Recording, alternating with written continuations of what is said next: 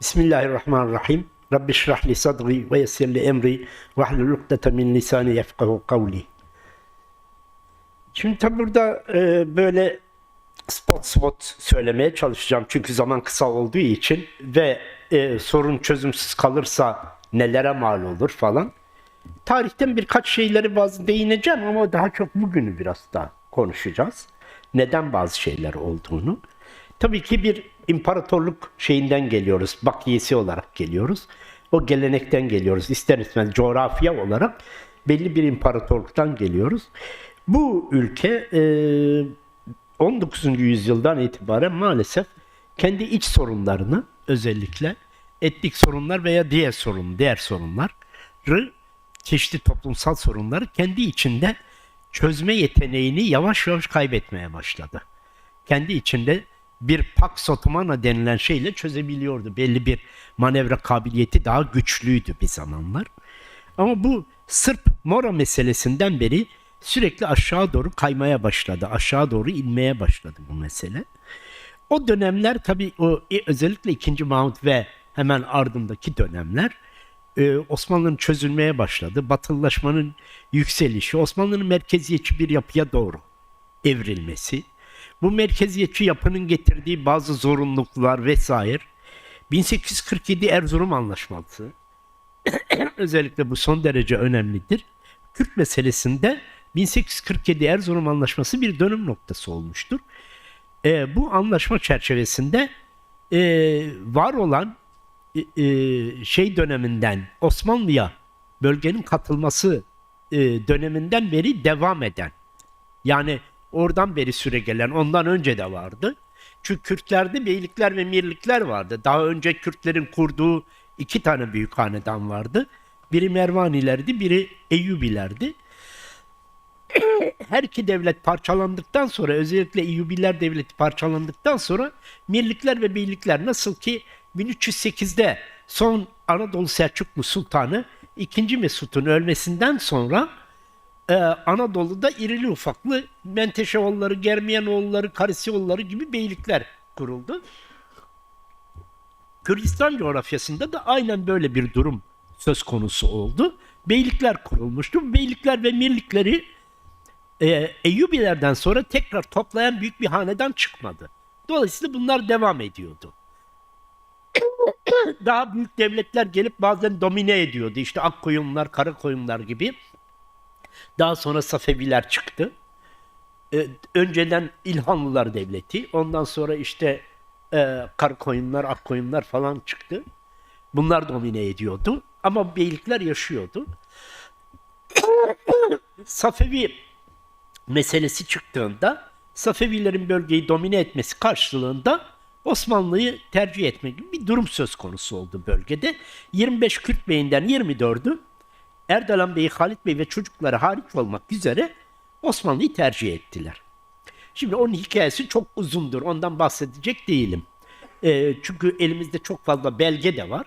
O ayrı bir mesele. Bu Osmanlı bu beyliklerini tanıdı. Bunlar evet Osmanlı Devleti'ne, Ali Osman'a bağlandılar, İstanbul'a bağlandılar.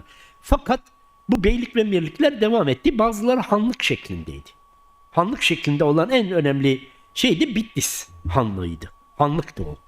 Beyliğin üstünde bir şeyi vardı, özelliği vardı Bitlis Hanlığı'nın. Bir de Hasankeyf belli bir sultanlıktı. Yani belli imtiyazları daha, yani eyalet-i mümtaze gibi muamele görüyorlardı. Böyle bir durum vardı. Yaklaşık olarak irili ufaklı bu 25 ile 30-31 arasında gidip gelen sayıları zaman içerisinde bu beylikler, mirlikler ve hanlıklar işte 1847'ye kadar İkinci Erzurum, Birinci Erzurum Anlaşması 1823'te oldu İran'la. Sadece İran'la olmadı. İşin içinde Rusya ve İngiltere de vardı. Rusya, İngiltere ve Fransa da vardı. 1847 İkinci Erzurum Anlaşması da aynı şekilde oldu. İkinci Erzurum Anlaşması'ndan sonra sınır tespit komisyonları, bugünkü sınırlar 1847'den sonra sınır tespit komisyonlarınca oluşturulan sınır. Öyle işte bugünkü sınırlar Kasır Şirin'de oluştu falan, o hikaye, o efsane. Onu da burada belirtmiş olalım. 1847-1856 arasında sınır tespit komisyonları, o komisyonda İngilizler, Fransızlar falan da Ruslar da yer aldı. O orada belirlendi. O belirlenmeden dolayı artık Osmanlı bir de merkeziyetçi bir şeye doğru evrildi. Yani Fransız sistemini ulus devlete doğru bir evrilme oldu. O ulus devlete Osmanlı'nın evrilmesi ve merkeziyetçiliğe doğru evrilme hadisesi o beylikler ve milliklerin bir şekilde kaldırılmasını gündeme getirdi. Yani her birine bir bahane uyduruldu. Yazdanşir olayı, işte Lice beylerinin, Zerrakilerin Edirne ve Filibe'ye kaldırılmaları, diğerlerinin işte Midilli'ye, Rodos'a, Girit'e vesaire başka yerlere gönderilmeleri falan gibi durumlar söz konusu oldu. Fakat şöyle bir şey yapıyordu Osmanlı. O dönemde daha bir soft power uyguluyordu. Yumuşak. Evet, yumuşak güç uyguluyordu. Bunlar alıyordu, belli bir yere kaldırıyordu. Ama belli görevler veriyorlardı, ünvan veriyordu, paşalık veriyordu, maaş bağlıyordu. İşte Girit'te paşalık ünvanı alması gibi Bedirhan Paşa'nın Cizre Bey'i, Cizre mütesellimi, o dönemde mütesellim deniyordu onlara. Onlara görevler verildi ve bunların da çocukları veya torunlarına veriliyordu. Çeşitli görevlere gelmeye başladılar. Bunların bir kısmına mutasarrıflıklar veriliyordu. Valilikler, mutasarrıflıklar gibi. İşte Aydın valisi Bedirhan Paşazade Necip Paşa gibi. Hem Aydın valisi oldu hem Humus mutasarrıfı oldu.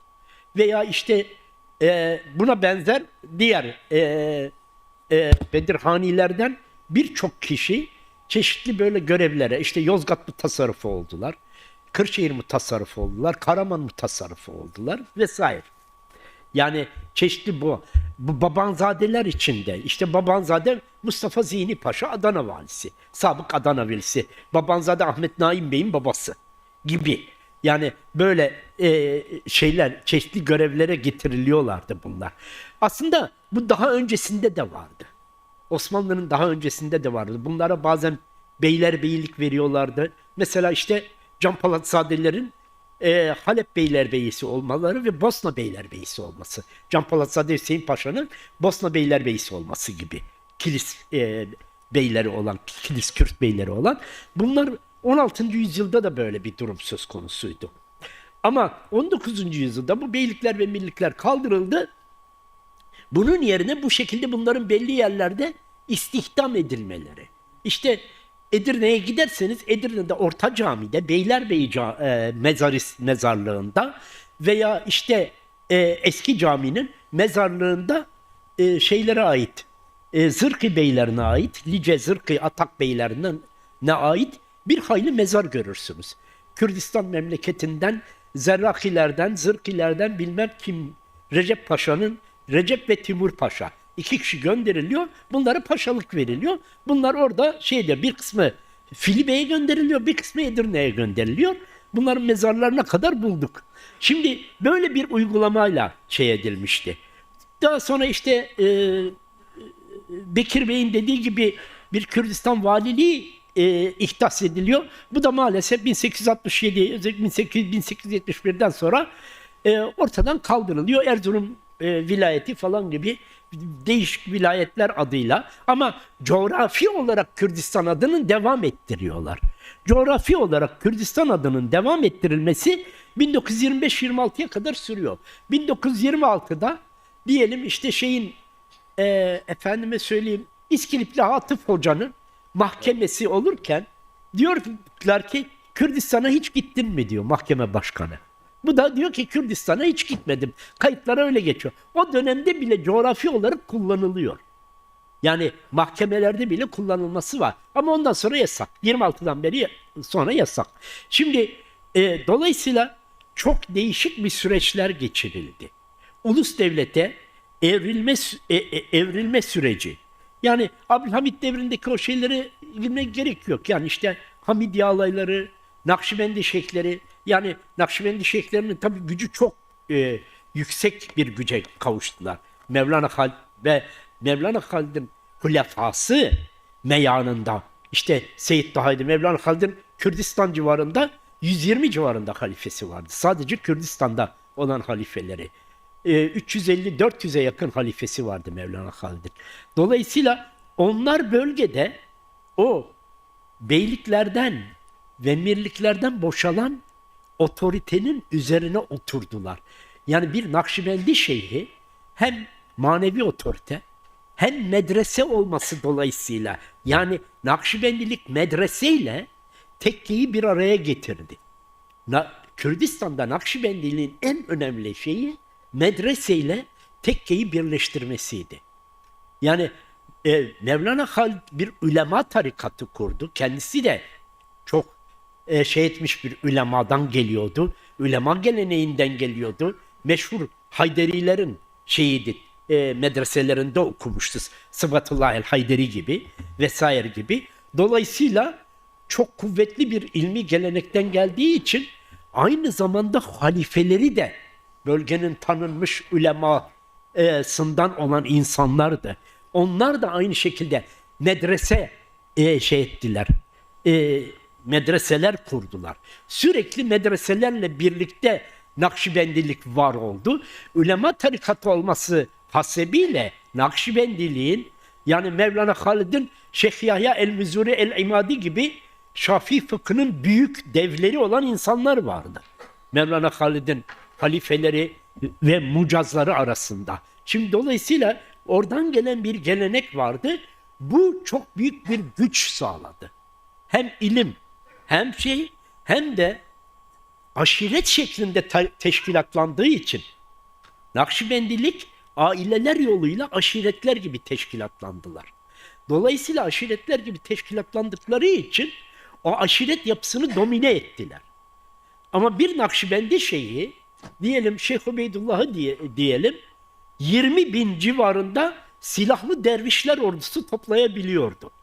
İran'a karşı ayaklanırken 20 bine yakın çeşitli Celali ve Haydarian aşireti de başta olmak üzere 20 bine yakın silahlı milis, silahlı dervişler ordusu toplayabiliyordu. Yani aynı zamanda politik ve askeri otorite olarak da bölgede önde yer alıyorlardı. Nakşibendilerin böyle bir durumu vardı. Ta Şeyh Said hadisesine kadar olan böyle bu süreç böyle devam etti. Yani ondan sonra Cumhuriyet en fazla bu yüzden bunun belini kırdı. Cumhuriyet döneminde bunun en fazla oradaki o yapıların feodalite parantezine alınarak oradaki yapılar feodalite parantezine hepsi alınarak tasfiye edildi. Böyle bir zorunlu bir modernleşme. Yani ikinci meşrutiyette de bazı şeyler oldu. İşte Şeyh Selim hadisesinde Gayda tekkesi darmadağın edildi. Sıfatullah Harvasi'nin torunları idam edildi. Üç tane torunu idam edildi. Ve Gayda falan boşaltıldı. Çemihani, Gayda ve Seydava gibi onların köyleri de boşaltıldı. Darmadağın edildi. Yani oradaki yapılara büyük darbeler vuruldu. Fakat bu Cumhuriyet devrinde çok daha artık böyle tamamen böyle buldozer gibi bunun üzerine geçmek gibi bir durum söz konusu oldu. Yani biraz önce bazı konulardan bahsedildi. Mesela neydi? İşte elime son dönemlerde bazı belgeler geçti. Çok ciddi bir belge grubu. 1919'da şeyden sonra, Mondros'tan sonraki dönemde Şeyh Ahmet Barzani olmak üzere oradaki birçok kimsenin İngilizlerle birlikte olan milislerle nasıl savaştığına dair telgraf 175 civarında belge var böyle. Bu yeni bulduk. 175 civarında böyle belge var. Nasıl savaştıklar? Bir kısmı Kazım Karabekir. Bunların bir kısmı Kazım Karabekir'in telgrafları ve orada bu insanların nasıl işte bir şekilde bu şeyde yer aldıklarını, yani hani Cumhuriyet döneminde böyle hep böyle söylenen bunlar hep ayaklandılar, hep böyle bilmem ihanet ettiler falan tarzındaki şeyler üzerinden hareket ediliyor. Mesela şöyle bir örnek vereyim. Seyyid Abdülkadir döndükten sonra padişaha bir ariza sunuyor. Sadrazama, özür dilerim. Diyor ki bizi diyor İran sürgün ettirdi diyor. Bizim diyor İstanbul'a karşı bir tavrımız yoktu diyor. İran sürgün ettirdi. İran şuradaki köylerimize el koydu. Osmanlı devleti araya girsin, o köylerimizi İran geri versin. İran şunları yaptı, İran bunları yaptı. Yani o ayaklanma dahi Osmanlı'ya karşı gösteriliyor. Kim gösteriyor? Bugünkü dönemlerde gösteriliyor. Ha Osmanlı'da belli asayiş ayaklanmaları, belli bilmem neler yok muydu? Vardı, herkesin vardı. O ayrı bir mesele. Ama dediğim gibi bütün bunlara rağmen Osmanlı'nın 19. yüzyıldaki yanlış uygulamalarına rağmen gene de o hilafet müessesesinin olması dolayısıyla bir şey vardı. Bir bağlılık ve tesanüt gene ciddi oranda söz konusuydu. Bütün hatalara rağmen. Bütün o hatalara rağmen o söz konusuydu. Tabii gelinen noktalarda şimdi Tanzimat döneminde Meşrutiyet döneminde bahsedildi. İnsanlar arasında evet ırkçılık şeyi yoktu. Biraz daha konuşacağım. e, ırkçılık vesaire şeyler pek rağbet görmüyordu. Doğruydu. Mesela Bediüzzaman'ın da yazılarının çıktığı Şark ve Kürdistan gazetesini İstanbul'da 2 tane boşnak çıkarıyordu. 2 boşnak Şark ve Kürdistan diye gazete çıkarıyordu. Bu kadar birbirine yakın görülüyordu.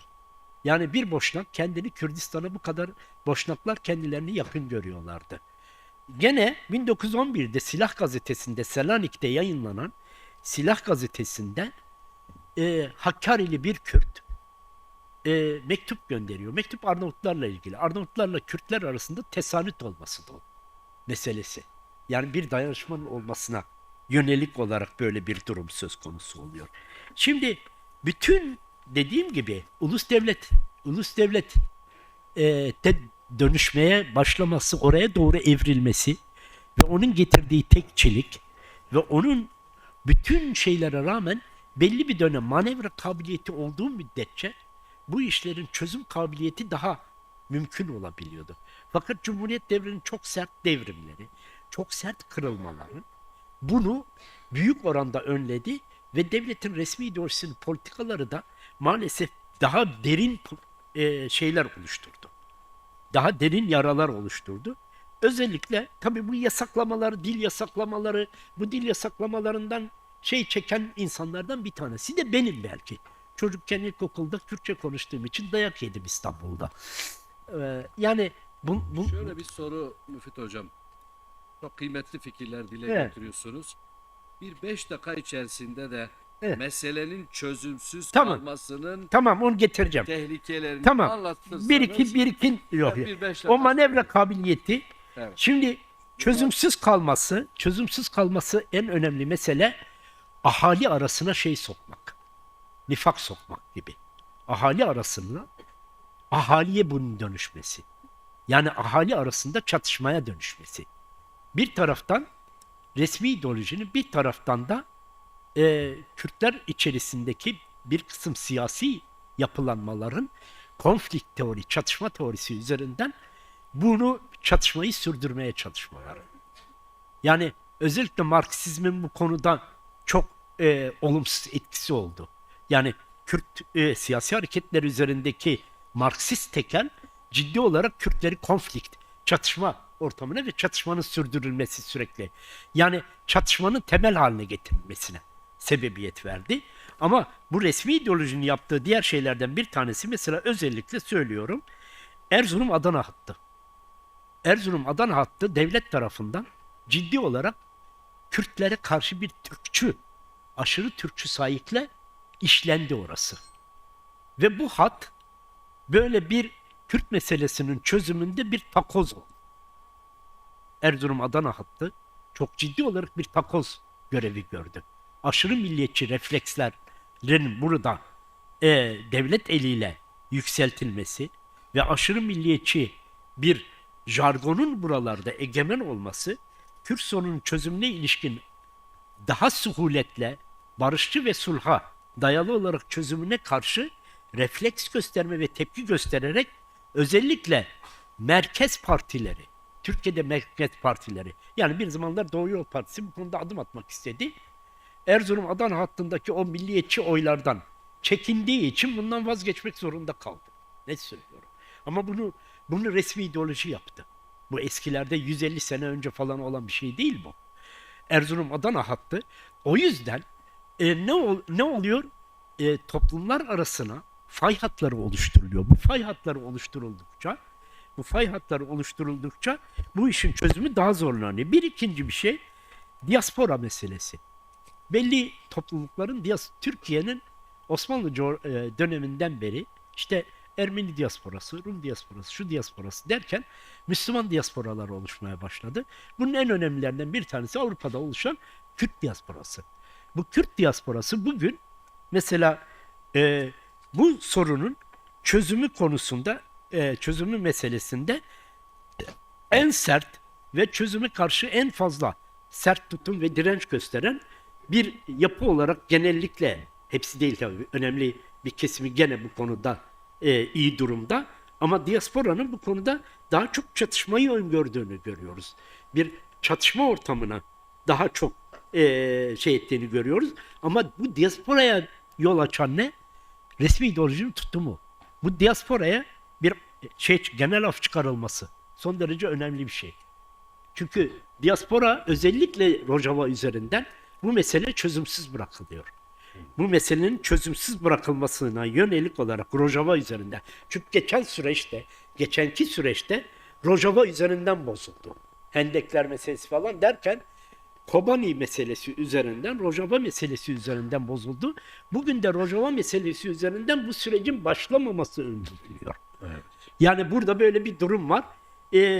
Bunlar olmadığı o zaman bu çatışma devletle diğer taraflar arasındaki çatışma ahaliye inecek.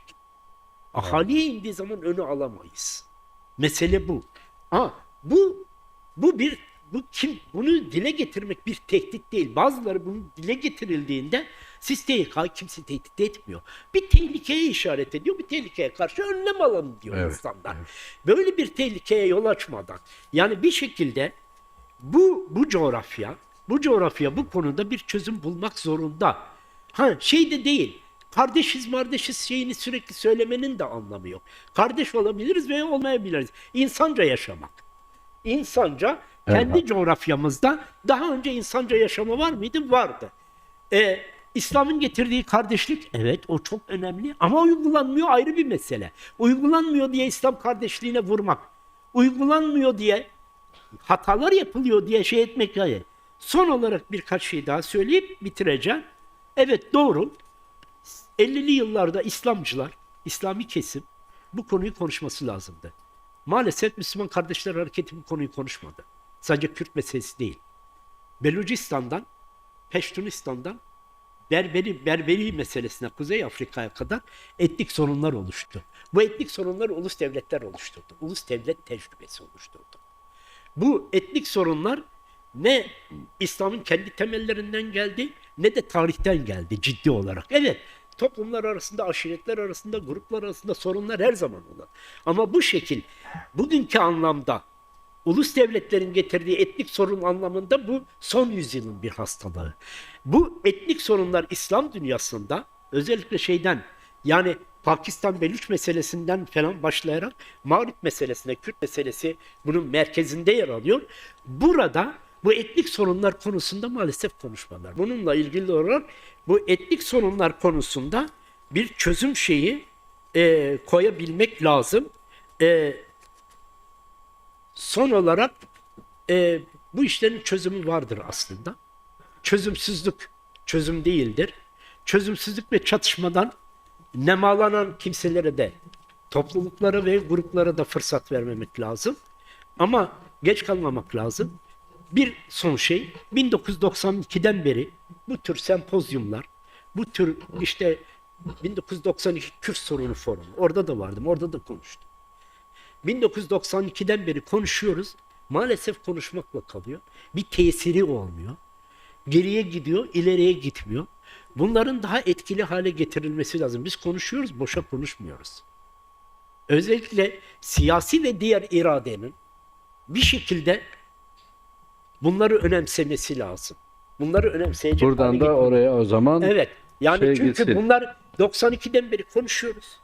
Yazıyoruz. Ben 1990 yılından beri Kürt meselesinde yazıyorum, çiziyorum. Sonuç ne oluyor? Bütün meseleleri neredeyse masaya döktük hep sürekli. Sürekli konuştuk. Çözüm yolları üzerinde her türlü tahlil yapıldı. Sadece ben değil, bir sürü insan. Fakat sonuç Evet.